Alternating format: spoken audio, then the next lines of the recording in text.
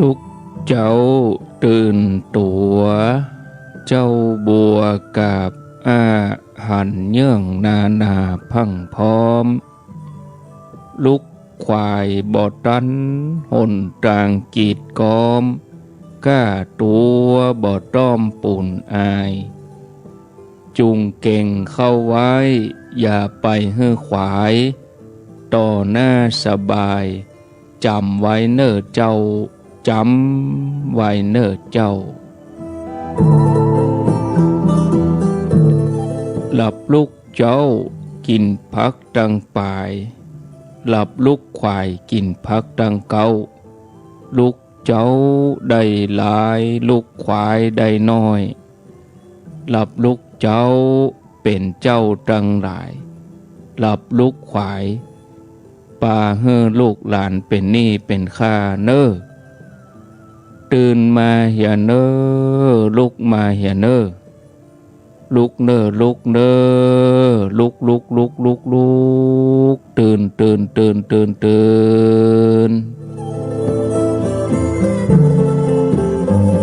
นได้แล้วลุกได้แล้วญาติโยมท่านทั้งหลายอรุณสวัสดิ์ธรรมสวัสดีสวัสดียามเจ้าศรัทธาญาติโยมยินดีต้อนรับเข้าสู่รุ่งอรุณวันใหม่ประกันเจ้านี้เป็นเจ้าของวันศุกร์ที่8เดือนตุลาคม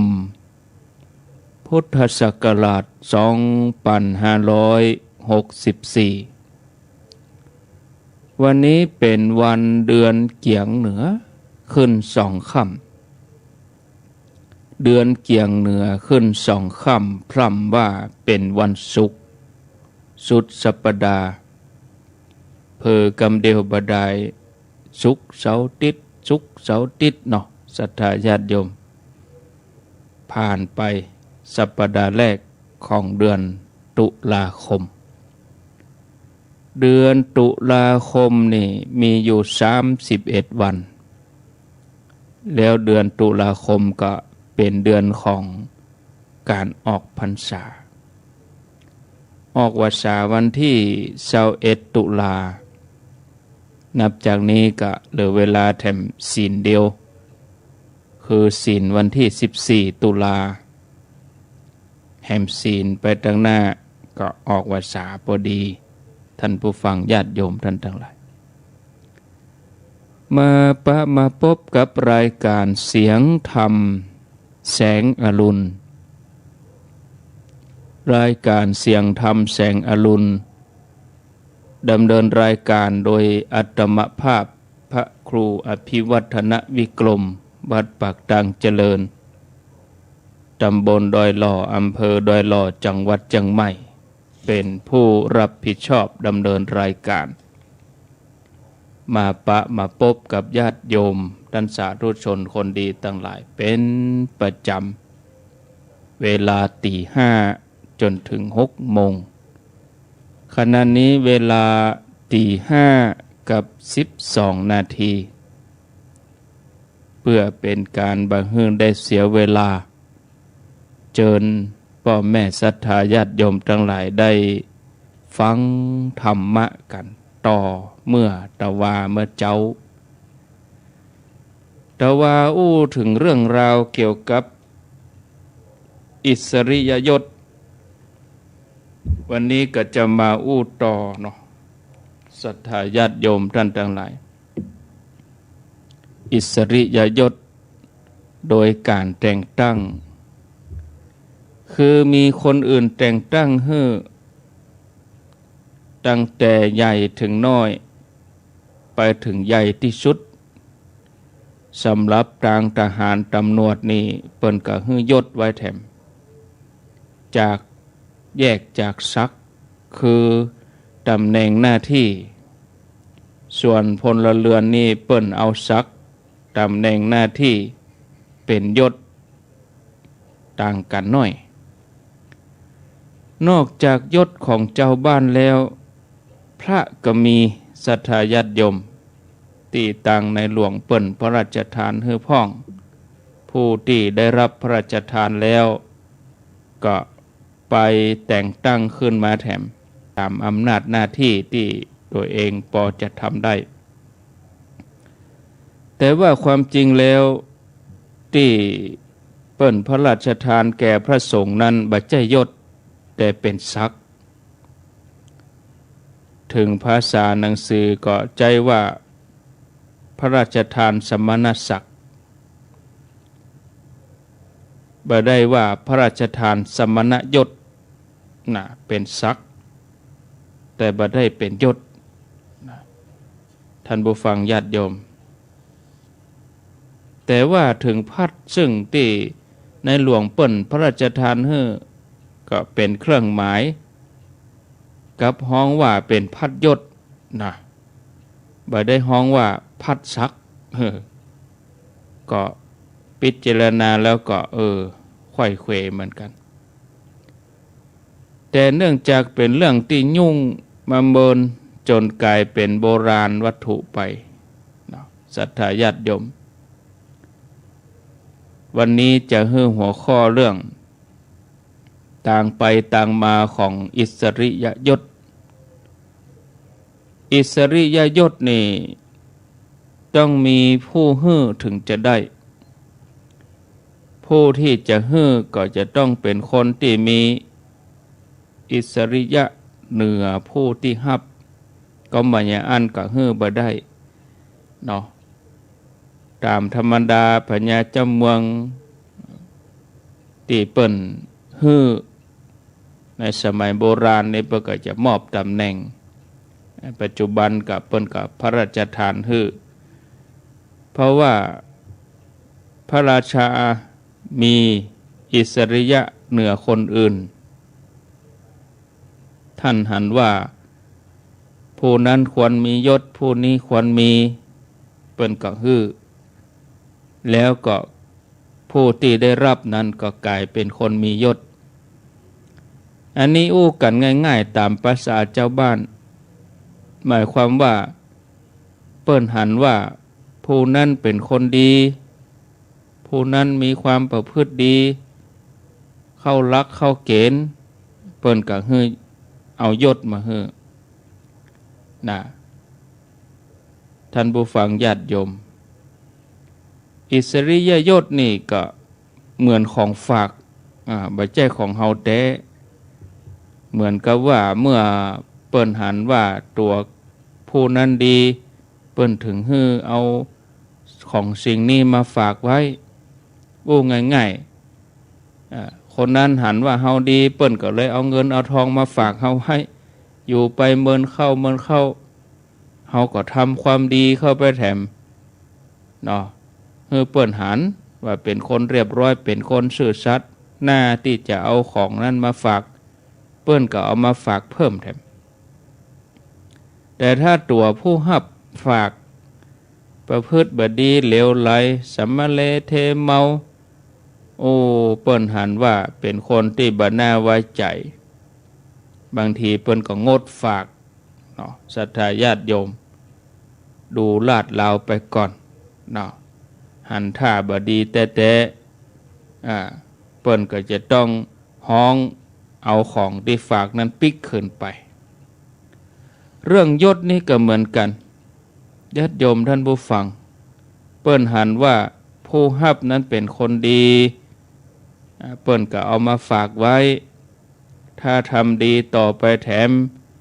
เปิ้นก็ฝากเพิ่มขึ้นไปก็มียศเพิ่มขึ้นนักขึ้นถ้าเป็นทหารก็จากร้อยตรีก็เป็นร้อยโทจากร้อยโทเป็นร้อยเอกพันตรีพันโทพันเอกต่อไปสูงขึ้นไปจนกระทั่งเป็นนายพลนี่ทีนี้เมื่ออยู่ไปตัวเฮานี่เกิดประพฤติตัวบดีบ่เข้าท่าเข้าทีเปิ้นก็งดฝากดูลาดเราไปก่อนถ้าท่านบ่ฝากยศเฮาก็บ่ขึ้นเนาะ ยิ่งถ้าเฮากลายเป็นคนขี้เหล้าเมายาเป็นคนช่อโกงขี้จุนะขี้ลักเป็นคนประพฤติบดีเปิ้นหันว่าบัดชอบมาพากลนะขืนว่าเอาของฝากไปดีบดีก็จะเอาขว้างเต็มหมู่กลางถนนเปิ้นก็จะต้องทวงของปิกคืนนะอย่างนี้ก็จะว่าให้เปิ้นก็บ่ได้เนาะเพราะว่าเปิ้นเป็นคนฝากเดิมทีธนาคารเฮานี่มันก็เป็นตึกใหญ่โตดูอาคารก็โอโถงพอที่ตั้งก็เป็นหลักเป็นแหล่งหน้าวางใจ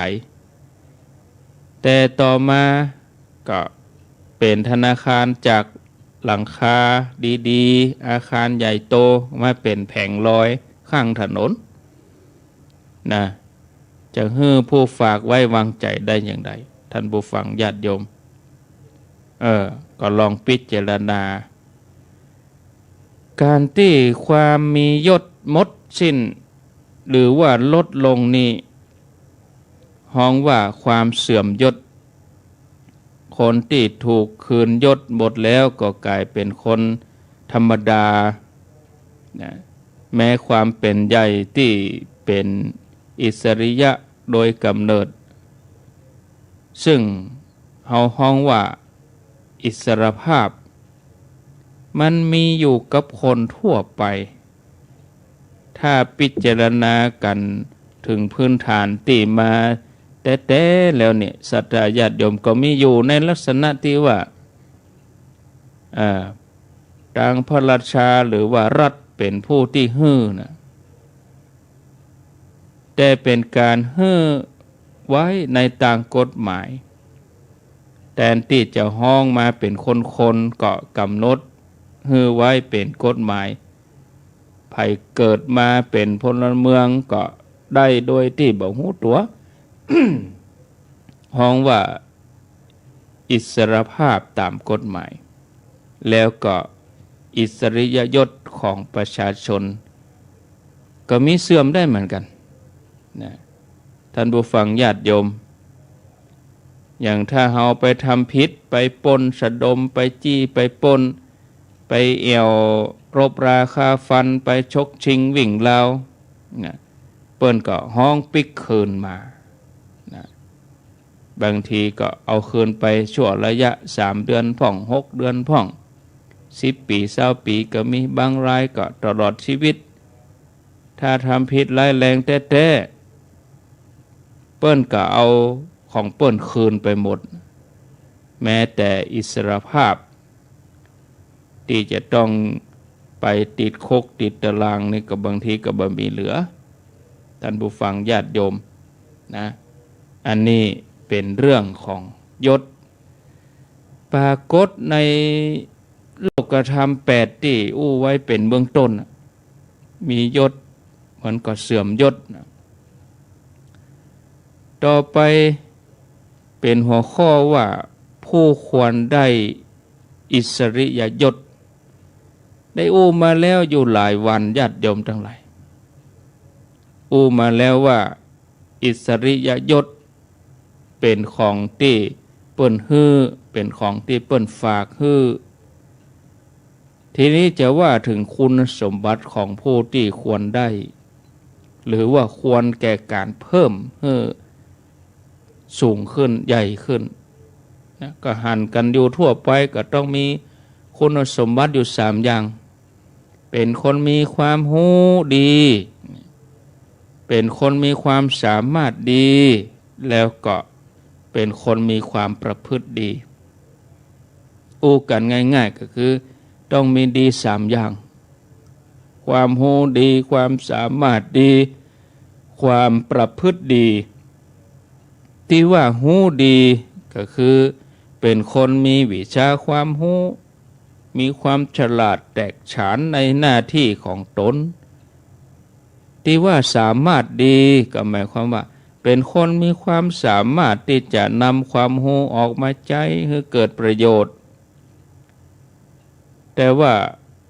คนแต่ละคนนี่ญาติโยมทั้งหลายความสามารถก็บ่เหมือนกันจ้างไปคนอย่างนะท่านผู้ฟังญาติโยมแล้วแต่ว่าจะเอาความสามารถความรู้เอามาใช้ให้เกิดประโยชน์แก่ตนแก่คนอื่นนะอู้ง่ายๆก็คือบ่ใจดีก็หู้อย่างเดียวนะญาติโยมทั้งหลายอวดยิงจ้างอวดยิงเสือแต่ก็เนี่ยยังบ่จ้างทำยังบ่เป็นที่ว่าประพฤติดีนี่คือคนที่มีความรู้แล้วก็ความสามารถในตัวทำได้สารพัดก็เป็นเรื่องดีบางทีความประพฤติบ่ดี ความรู้ดีแต่เนาะความสามารถก็มีแต่ความประพฤติเละเทะเลอะเทอะเนาะคดในข้องอในกระดูกอันนี้ก็ใจบ่ได้คนที่เสียความประพฤตินั้นนี่บางทีแม้มียศก็รักษายศบ่ได้แล้วถ้าบางทีคนที่ความประพฤติบ่ดีถ้าได้ยศมาก็ใจยศนั้นไปทำในทางผิดก็กลายเป็นภัยแก่คนอื่นเหมือนกับการยื่นอาวุธยื่นมีดยื่นอาวุธยื่นมุยยื่นค้อนยื่นปืนให้กับคนที่วิกลจริตภาษาเมืองว่าผีบ้าได้ค้อนสตาญาติโยมเนาะอันนี้ต้องระวังให้ดีคุณสมบัติที่นี้ญาติโยมทั้งหลายหมายความไปถึงการสนับสนุนให้มีการเลื่อนแต่งตั้งให้เป็นใหญ่เป็นโตขึ้นไปผู้ให้ยศแก่คนอื่นหมายถึงการสนับสนุนทั่วไปจะต้องนึกว่าตัวเองนี่เป็นเทวดามีอำนาจที่จะติดปีกให้สัตว์ทั้งหลายก็จะต้องพิจารณาให้รอบคอบว่าจะกึดให้แก่สัตว์ชนิดใดถ้าว่าพลาดพลั้งเกิดไปติดปีกให้งูไปติดปีกให้เสือนี่ยุ่งนะท่านผู้ฟังเนาะก็เท่ากับว่าไปเพิ่มความร้ายกาจขึ้นไปแห่มหลายร้อยเท่าพันเท่าเพราะลำพังกาตัวมันขนาดบ่มีปีกเนี่ยก็ยังหายยังดุร้ายเหลือเกินขืนไปติดปีกให้เสือติดปีกให้งูเนี่ยเจ้าบ้านเจ้าเมืองก็แย่ไปด้วยกันท่านผู้ฟังญาติโยมแม้แต่เทวดาผู้ติดปีกให้นั้นก็จะแย่ไปด้วยการให้ยศแก่คนก็เท่ากับเป็นการติดปีกนั่นเนาะถ้าคนดีมียศแล้วก็เกิดประโยชน์โดยส่วนรวมส่วนมากแต่ถ้าพลาดพลั้งไปตกกับคนที่บ่ดีนะคนมีความประพฤติบ่ดีก็จะเป็นการเพิ่มความหายความบ่ดีเข้าไปแถมร้อยเท่าพันเท่าท่านผู้ฟังต่อไปมาถึงบริวารยศนะได้ญาติโยมเขาฟังไว้3อย่างคงจะจำได้อิสริยยศบริวารยศแล้วก็เกียรติยศนะวันนี้มาหัวข้อบริวารยศนะบริวารตรงกับภาษาบาลีว่าปริวาระปริวาระแปลว่าบริวารโดยความหมายถ้าตามรูปทรัพย์คุณมหาทั้งหลายบรรดาท่านมหาคุณมหาที่เปิดเฮียนบาลีนะเปิ่นก็ว่าบริวารมาจากคำว่าปริวาระตั้งแต่ว่าตัวปอปลาลดห่างลงมาเป็นตัวบอใบไม้เนาะชาวบ้านเปิ้นก็เข้าใจคำว่าบริวารนั่นนะ ก็หมายถึงประเภทลูกน้องประเภทคนใจหรือประเภทคนติดตามอย่างในทำนองเนี่ยนะญาติโยมยกตัวอย่างเวลาผู้ใหญ่ผู้รักผู้ใหญ่ไปไหนๆก็มีคนแห่แหนแต่นแต่ตีตามลำตัวลุ่มไปนักเป็นขบวนอันนี้ศรัทธาญาติโยมอันนี้เปิดห้องว่าผู้นั้นมีบริวารแต่ความเข้าใจนี่ก็จะเล็งไปในทางที่ค่อนข้างที่จะต่ำคือเป็นประเภทเบี้ยล่างของเขาอย่างใจกรรมว่ามีข้าทาสบริวารมากในทางธรรมนี่ญาติโยมความหมายกว้างกว่านั้นในทางธรรมนี่เป็นว่าบริวารหมายถึงคนแวดล้อมนะที่มีความฮักความเคารพนับถือมีความจงฮักภักดีซึ่งคนเฮานี้อาจต่างคนต่างเป็นบริวารของกันและกันไปนะศรัทธาญาติโยมท่านสาธุชนบริวารมีส่วนสำคัญในการดำเนินชีวิตของคนเฮาดีที่พวกสะดวกที่เงินเจริญที่วาจาก็แสดงว่าดีที่พวกถ้าเจ้ามูว่าดีก็ดีนะบริวารนี่เพราะว่าเป็นปัจจัยที่จะเนี่ยให้ไปสู่ความเจริญก้าวหน้าท่านผู้ฟังญาติโยมก็คงจะบ่ต้องเอามาพรรณนาอย่างให้นักความเนาะบางทีเรื่องมันก็อาจจะยุ่งไปสักหน่อยนะบางทีเขาก็ได้ยินบรรดาทางโหราศาสตร์ที่เปิ้นมีวิชาโหราศาสตร์บรรดาหมู่โหรทั้งหลายเปิ้นก็แบ่งจักรวาลออกเป็น12ราศีห้องว่าจักรราศีแล้วก็จัดเรื่องสำคัญเกี่ยวกับชีวิตของคนคนหนึ่งให้เข้ากับราศีรวมเป็น12ราศีนะว่ากันไปตามภาษาโหรมี12ราศีใน12เรื่องนี้บุคคลแวดล้อมก็ถูกจัดขึ้นเป็นเรื่องหนึ่งคือ1ใน12เรื่องก็จะเนี่ยฮือโจกจะตาดีกำดีกะอีเนาะท่านผู้ฟังญาติโยมเปิ้นกองห้องว่าบริวารหรือว่าพวกพ้องหรือว่าพันธุแปลว่าพวกพ้องท่านนับอย่างแบบมหาทักษะก็คือย่นเรื่องตึง12ลงให้เหลือเพียง8เรื่องเปิ้นก่อนนับไปนะเอาบริวารขึ้นมา1เลยถ้าเป็นอย่างเปิ้นเรียนวิชาโหราศาสตร์เปิ้นเอาบริวารขึ้นมา1เลย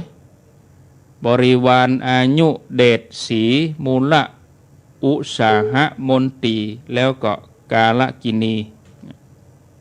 มี8บริวารนี่ขึ้นมา1เลยนะบริวารอายุเดชสีมูละอุสาหะมนตรีแล้วก็กาลกินีการนับแบบนี้นี่เปิ้นฮ้องว่านับแบบมหาทักษะรวมเอาคนแวดล้อมถึงหมด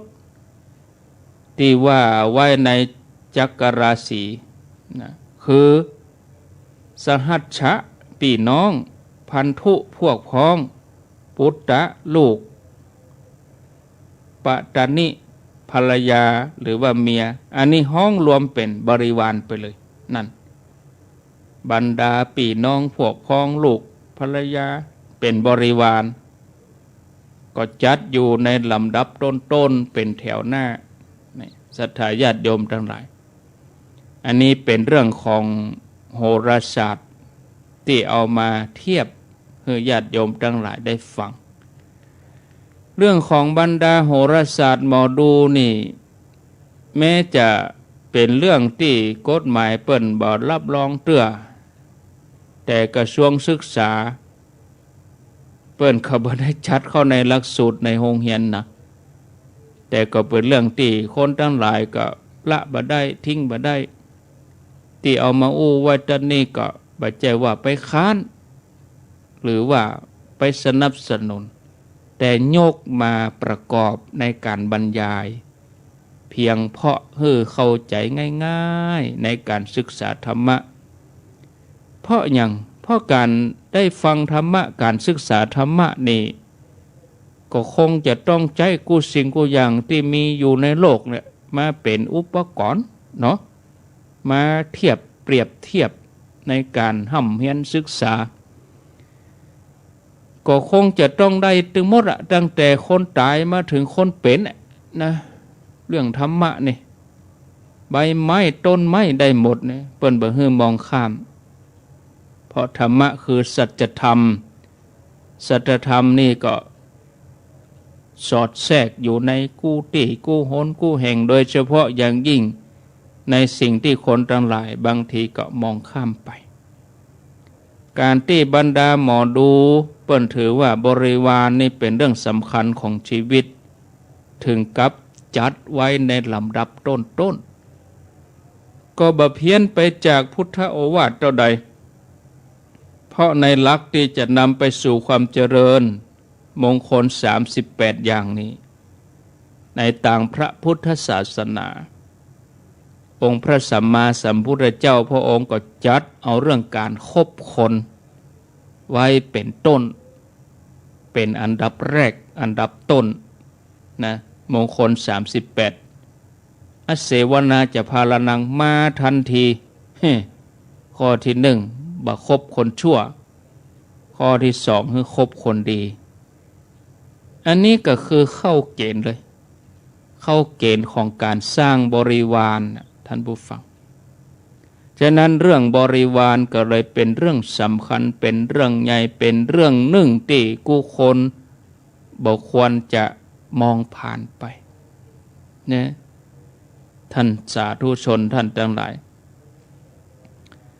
อันนี้อู้ถึงเรื่องบริวารบริวารมาบริวารไปวิธีคนวิธีทำคนอื่นให้เป็นบริวารเป็นแห่งเรื่องหนึ่งที่ผู้คนก็จะต้องพิจารณาเพราะการดำเนินชีวิตนี่มันก็จะต้องจำเป็นมันก็หลีกเลี่ยงบ่ได้เนาะที่เขาจะต้องมีเปื้อนปรึกษาหารือมีในกรรมถ้าเป็นภาษาฝรั่งว่าสโลแกนเป็นกรรมเปิ้นเฮาว่าประโยคโดนใจของอย่างธนาคารอย่างเสียอย่างเพื่อนคู่คิดมิตรคู่ใจมาก่อนเนี่ยญาติโยมนี่คือบริวารการทำคนอื่นให้เป็นมิตรนั้นมีวิธีแล้วก็ข้อปฏิบัติอยู่หลายอย่างศรัทธาญาติโยมก็จะยกเอามาพิจารณาเอามานำเสนอให้ศรัทธาญาติโยมได้รับฟังในโอกาสต่อไปเนาะสำหรับวันนี้เจ้านี้ก็พอเวลาแล้วก็เอาไว้เต้าอี้ก่อนเนอะญาติโยมท่านทั้งหลายแต่ว่าไปม่อนพระศรีสองเมืองแล้วก็เปิ้นนั้นฝากหอมมานี่แล้วก็บ่ได้เอามาไว้นี่เหี่ยวันพุธก่อนเนาะวันพุธก่อนเด้อจะเอามาอ่านเถอะวันพุธช่วง6 โมงถึง7 โมงก่อนวันพุธวันเสาร์ก็เอามาอ่านปุ้นมีในถุงยามลืมเอาออกมานะศรัทธาญาติโยมท่านสาธุชนวันนี้มีเปิ้นฝากมันนี่ของทางพี่น้องเมืองฝางเปิ้นร่วมปูจาการเทศน์ครูบาสังฆะจันทร์ถึงศุกร์ช่วงบ่าย 3 ถึง 5 โมงนะประเด็นนี้ก็รวบรวมกันได้หลายท่านหลายคนปัจจัยก็หลายบาทอนุโมทนาปน้อยบุญปันเนอะมโนครพร้อมกับครอบครัวแม่สายรุ่งพิคุณ500 บาทแม่ขันแก้วปานหมอก500 บาทแม่ บัวพัดอุลัน500 บาทแม่จงดีเชื่อกันทา500 บาทอีนาแล้วก็มีแม่จันทร์ศรีสุขขา500 บาทแม่คำน้อยสุขปัญญา500 บาทนี่ทีนี้ว่าครูบาอาจารย์ที่เปิ้นเทศจันทร์ถึงสุขเนี่ยอาตมาจะถวายให้เปิ้นออกพรรษาแล้วพุ่นสักปะนะญาติโยมพิจารณาพอก็ญาติโยมเขาก็จะง่อมก็เลยว่าเอาครูบาอาจารย์เปิ้นก็ตั้งใจที่จะเทศดีก็เอาไปถึงสิ้นปีปุ่นเฉลยเทศทำเมืองนี่นะคือเปิ้นเทศไปถึงสิ้นปีแล้วก็เมื่อจบสิ้นปีเขาก็ถวายเอารวมกันญาติโยมที่เขาจะปูจาความเปลี่ยนของเปิ้นตลอดพรรษาแล้วก็ต่อไว้แถม3 เดือนนี่นะตุลาพฤศจิกาธันวาต่อไปแถม3 เดือนถึงธันวาปุ้นแล้วก็จะนิมนต์เปิ้นไปตีม่อน2 เมืองม่อนพระศรี2 เมืองปุ้นถึง7-8 ตนมดนี่นะแล้วก็ฮือศรัทธาเฮาไปตานเนาะจุดกลางดิเนาะพะเยาก็ไปหันง่ายเชียงใหม่ก็ไปหันง่ายอีนะเนาะญาติโยมท่านทั้งหลายเนาะเอาไปถวายให้เปิ้นที่ปูนก็อาจจะมีกิจกรรมอย่างสักเล็กน้อยแล้วก็นิมนต์เปิ้นไปเทศเป็นตนเป็นวันไปเลยแล้วก็ศรัทธาก็ไปตานส่วนปัจจัยที่รวบรวมนี่ก็คนที่บ่ได้มาก็ใจระบบโอนรวบรวมแล้วก็โอนเก็บไว้หั่นหรือญาติโยมจะทำส่วนตัวว่าใครถวายเว้ยๆเนี่ยก่อนท่านพระครูใครตานออกวาสานี่เลยคือเปิ้นมีกำลังใจที่จะเทศต่อ แห่ม3 เดือนก็โยมก็ถวายในวันออกพรรษาโดยที่สอบถามเบอร์โทรเปิ้นในรายการเองเปิ้นถึงบอกคือทำโดยส่วนตัวแล้วเปิ้นก็จะเอาชื่อมาอ่านมาข่าวมาประกาศในรายการเองอันนี้โดยส่วนตัวของเจ้าศรัทธาเองมีเจตนาแต่ถ้าเขาใครรวมกันใครรวมหมู่แบบใจไปรวมหมู่แบบนั่งกันรวมคือหอมรวมกันคนนี้หอม20คนนี้50คนนี้หอม100แต่เอารวมกันแล้วเฉลี่ยคือได้8 ตนนี่เท่ากันหมดเนี่ยยังตั้งเมืองฝางเปิ้นทำกันเนี่ยรวมกันเสร็จแล้วก็มาเปาะตั้งเชียงใหม่เปาะตั้งเชียงรายได้เท่าใดก็เอาครูบาอาจารย์นั้นมา7-8 ตนนี่ก็เฉลี่ยคือได้เท่ากันทุกตนอีนะแต่อย่างญาติโยมเขาจะทำส่วนตัวนั่นเองก็ฟังรายการของเปิ้นจันทร์ถึงศุกร์อันนี้เฉพาะบ่าย3 ถึง 5 โมงญาติโยมเวียงบ่เป้านิ่มได้งี้เนาะในยินก็เมืองฝางเหียในเวียงเหียที่แม่แจ่มเหียแล้วก็ห้วยตองซักเหียตะอันเทศทำเมืองบ่าย3 ถึง 5 โมงจันทร์ถึงศุกร์วันนี้ก็มีนี่วันนี้เป็นบ้านต่อเป็นวัดบ้านต่อกับปุ้นหนองบัวพะเยาวันนี้บ่าย3 ถึง 5 โมงเนาะอันนี้ญาติโยมท่านทั้งหลายก็พอสมควรแก่เวลาพอแล้วก็เหลือแถม15 นาทีธรรมาภาพก็จะฟังศรัทธาญาติโยมความจริงถ้าเอารายชื่อมาอ่านนี่ก็จับพอดีนะแต่ว่านี่เปิ้นหอมหมู่ตังป่างิ้วหมู่ตังเวียงเป่าไปปะกันที่ม่อนภาษี2 เมืองวันนี้ตามามได้ไปแต่วันนี้ก็มีครูบาอาจารย์พร้อมกับศรัทธาก็จะมีไปบางส่วนพ่องเปิ้นก็จะไปจึงมีการญาติโยมไปจึงมีการให้ทำเขาจะไปโดยเจ้าหมู่ก็เปิ้นก็กำหนดวันบางพ่องเปิ้นก็เลื่อนเป็นวันที่9บางพ่องเปิ้นก็เลื่อนเป็นวันที่10ก็แล้วแต่หน้างานแต่ตลอดทุกวันนี้ก็จึงมีคนไปอยู่แต่ว่าก็มีหมู่ไหนศรัทธาในเวียงก็มีเปิ้นศรัทธาวัดเกตกะลามก็ตะวานี่เปิ้นไปซื้อตีซื้อหยังตังเวียงเป่าๆพุ่นแต่เปิ้นเป็นคนเชียงใหม่วัดเกตศรัทธาวัดเกต เปิ้นปิกละอาตมากำลังไปปะกันที่ตีนดอยไปอู้กันหันหน่อยผมก็อยู่วัดเกตกะลามอยู่เป็นศรัทธาวัดเกตกะลามนะขี่รถผ่านมานี่หันเปิ้นเนี่ยเปิ้นทำก็เอาต้นไม้ไปปลูกเอาพระทหารเพนไปถวายแล้วก็ห่วมตาลร่วมสมทบทำบุญหันแถมเนี่ยอันนี้ก็อนุโมทนาถึงไปได้ตลอดช่วงนี้ศาลาเปิ้นถึงเนี่ยการทำเอาไปเฮาหั่นหินหั่นทรายกองหั่นเฮาก็เอาไปเหี่ยวคู่ถ้าไปสัก4 คนนี่ม่วนถ้าไป2 คนนี่อิดนะไป4 คนนี่ม่วนติวไปก็ว่าจะใจหลอกตักใส่ก็เอาห้อยเพื่อก็ดึงหลอกขึ้นไปใจเครื่องแต่ถ้าไฟดับนี่จบข่าว ไฟดับนี่ได้ติวขึ้นไปการถึงมีไปเพี้ยวปัดกวาดไปเพี้ยวหั่นกวดคันใดก็ทำความสะอาดเก็บถุงเก็บอย่างก็ถุงพลาสติกก็อย่างก็ประเด็นนี้ขยะนี่ก็สะอาดสะอ้านบ่เคยมีขยะปลอมปนแล้วญาติโยมที่จะไปถ้าพอเข้าไปก็เอาอย่างไปก็เอานั้นปิกถุงเสี่ยวถุงขยะเอาเมียดใส่แล้วก็เอาไปขวางบ้านเฮาพุ่นจะไปเอาขวางตีหม่อนหั่นเนาะมันเป็นขยะแปลกปลอมมันไปเบียนทรัพยากรธรรมชาติแล้วก็หมู่ที่ฝากหอมท่านพระครูผ่านท่านพระครู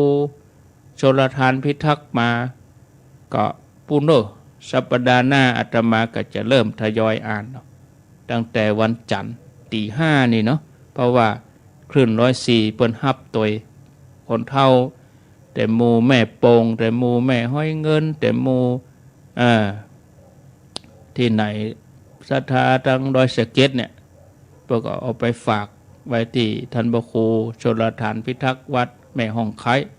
นี่เปิ้นไปเกือบถึงวันบ้างก็ไปแต่มากับวันนี้พักวันพุธบ่ได้ไปคงจะไป10-11ปุ่นกะนะพอสถานการณ์พออันอย่างต่างๆก่อนเนาะอันนี้ก็ไปก็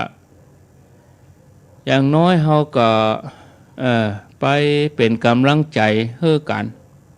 ศรัทธาญาติโยมท่านทั้งหลายผู้ที่เปิ้นไปแล้วก็เตรียมอาหารไปตวยห่อเข้าไปตวยทำกับข้าวกับป่าแต่ว่าก็มีคนฝากปอทันแม่ล่าบ้านไผ่เหนือฝากมาก็จื่อก็มีในย่ามปุ่นอยู่มันพูกว่าก้านี่จะได้เอามาอ่านเนาะติดไว้ก่อนเด้อก็เอามาอ่านวันพุธ6 โมงถึง 7 โมงส่วนคนที่ไม่ได้มาเขาก็ฝากคนที่เปิ้นสะดวกมาคนที่เปิ้นมีรถมีหยังเปิ้นมาได้ง่ายเขาก็ฮู้จุดคนนั้นบ่ได้มาคนนี้บ่ได้มาฮู้ข่าวว่าคนนั้นจะมาคนนี้จะมาฝากไปกำถึงทุกรายถึงทุกคนสบายใจอนุโมทนาครูบาอาจารย์แต่ละตนแต่ละรูปเปิ้นก็จะเอาชื่อนั้นมาอ่านให้ญาติโยมเขาฟังอนุโมทนาบุญด้วยกันเนาะเอาละญาติโยมใครจะอู้ก็ขอเจริญปอนเข้ามาได้เน้อที่หมายเลข0998366322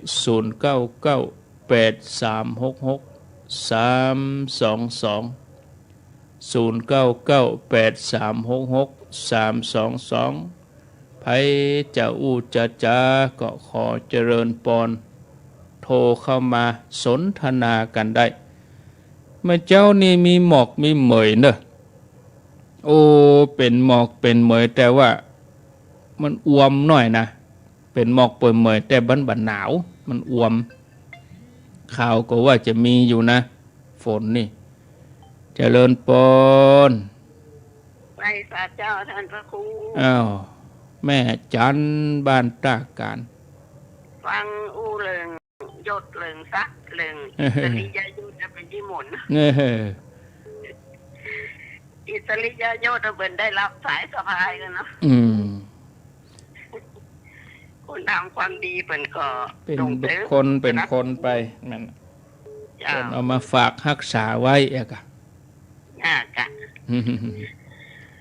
ชัดเจนดี ชัดเจนดีเนาะโมทนาแม่จันบ้านตาการ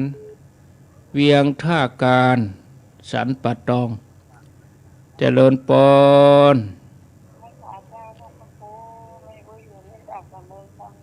โอ้แม่สาบเสมิง ฟังทั้งโอ้เนี่ยมันเจอโอ้ทุกอย่างแต่ว่าจะโอ้แบบเป็นนะท่านพ่อครูเอาแล้วเนาะ ไปเป็นอย่างฟังไปม่วนใจก็ดีแล้ว ฟังนี่ปัจจัยดีโอ้ย ม่วนใจก็ดี สบายใจก็ท่านพ่อครู โมทนาเนอะ ออกมาจ่าเลยเนาะ แม่อุ้ยอินเสมิงปุ่นเจริญปน เดินพร โอ้เจริญปนเจริญปนนั่นของเฮานะฮะ ไปจ่าเจ้า ไปเอาของเฮาไปเหียนี้ ขับโจดมนเล็กงง อยู่ที่ไหน เล่นรัดจอมทองเจ้า จอมตองกะอ๋อ เจ้า ทำรัด จอมทอง ฟังชัดดีเนาะ เจ้าฟังรัดดีเจ้าฟังถึงวัน ถึงว่าลูกเจ้าเหมือนกันแต่ฮะ เจ้า เออ เจ้าเหมือนกันเจ้า ยินดีเนอยินดีนำรัดจอมตอง0998366322อ้าวรับแล้ว รับสายแล้ว เจริญปน ไว้สาเจ้าท่านพระครูเจ้าแม่นิดบ้านโป่งหนองนะเจ้า โป่งหนองเวียงปะเป้าเนาะ เจ้า อ๋อลูก ฟัง เจ้า เรื่องอัศเรียเกาะคนนี้เนาะ อ คนทำดีก็ได้ยศดีไปเนาะ นั่นนะกะ ฟังถึงว่า ถึงว่า ฟังตั้งแต่เมื่อเจ้าเมื่อคืนนะเจ้า วันจันทร์ก็มาฟังต่อเนอะวันจันทร์ เจ้า วันพวกนี้จะเป็นธรรมะแบบเบาๆวันเสาร์นี่6 โมงก่อนอาตมาจะมาปะศรัทธาเขา เจ้า วันติดนี่บะหมี่วันติดนี่เป็นอาจารย์วรรณชัยเนาะ เจ้า โชคดีเนอะ เจ้ากำลัง โชคดีโป่งหนองเวียงปะเป้าเจริญปน เจ้ากับไว้สาเจ้าท่านพ่อครูมาฟังอยู่เด้อ แม่สายพินรุ่นนี่ เจ้าจะฟังชัดดีเจ้า แม่สายพินกัลยา เจ้า บ้านตงซาน เจ้า เป็นหมอกเป็นเหมยแล้วก็แม่ตังลำปาง บ่เป็นเจ้าเจ้า ยังเตี่ยกะ ต้องปากเลยคืนนี้ก็ดาวเต็มฟ้าเจ้า อันนี้นี่หมอกหนักเนอะปะโท มีมองมีหมวยเจ้าเจ้า ปักตังเจริญนี่เป็นหมอกเป็นเหมยนี่ เอ พอยังฝนตกเนี่ยสวยนี่พอที่กล้องนี่ขอบคุณแม่สายพิน เจ้ากับไว้สาเจ้าท่านพ่อครู โอกาสหน้าหวังว่าจะได้ปะกันเนอะเนาะแม่สายพินกัลยาเจริญปน เจ้าท่านพ่อครู อยู่ที่ไหน แกงโหลินเวียงฝางเจ้า แจ้งหัวลินเมืองฝางโอ้ เจ้าฟังชัดดีกานี่ ลูกเจ้าแต่เนาะ เจ้าตื่นมาเจ้า ดูฟังเธอเมื่อตุลุงแล้วก็ เจ้า ก็ดีเหมือนกันเนาะหลับละพ่องเนี่ยนอนฟังไปหลับ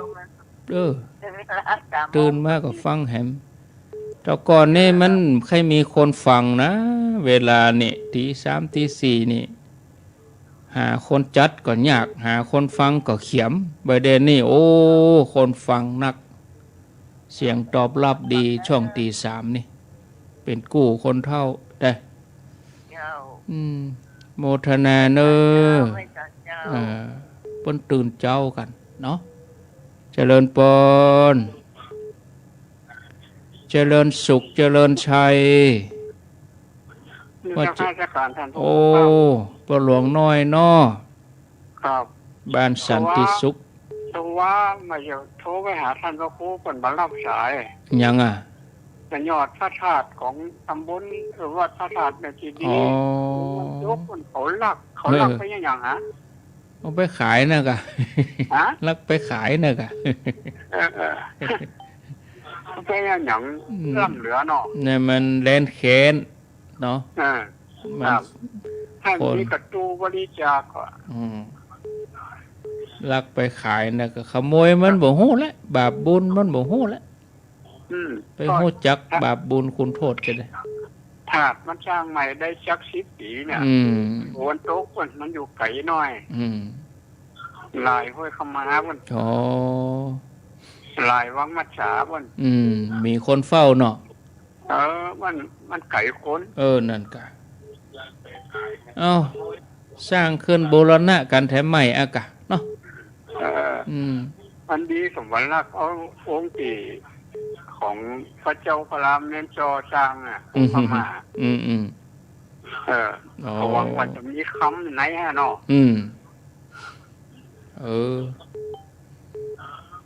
โมทนาเนอครับขอบคุณมากครับขโมยนักบ่ได้นี่อย่างที่อู้แต่ว่าขนาดตำรวจเฝ้าธนาคารฮะมันยังไปโป้นไปลู่ไปชิงไปบุบตีตำรวจขนาดตำรวจเฝ้าอยู่หั่นแต่ๆนะรปภ.นั่งเฝ้าหั่นแต่ๆมันจะเข้าไปไปนับเป็นอย่างกับของที่มันมีคนเฝ้าเจริญปน